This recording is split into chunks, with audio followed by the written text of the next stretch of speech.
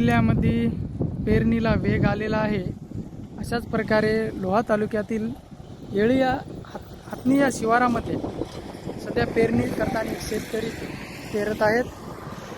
पाहू शकता आपण. काय सांगाल मामा, नांदेड जिल्ह्यामध्ये समाधानकारक पाऊस झालाय का? सांगा ना, कोण समाधानकारक पाऊस वाटतो तुम्हाला? काय समाधान तेवढं खरं नाही. हा, काय शेतकऱ्या पुढे आव्हान काय दुबार पेरणीचं आहे का? एवढ्या पावसावर होईल?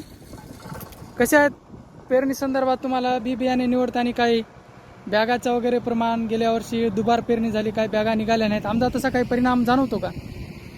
काय पुढलं काय सांगता येईल आपल्याला? हा, काय पेरत आहात तुम्ही सध्या? सोयाबीन. खत वगैरे कोणता? 10-20 किंवा 20-20-0. बॅगा कोणत्या आहेत? हिंगर.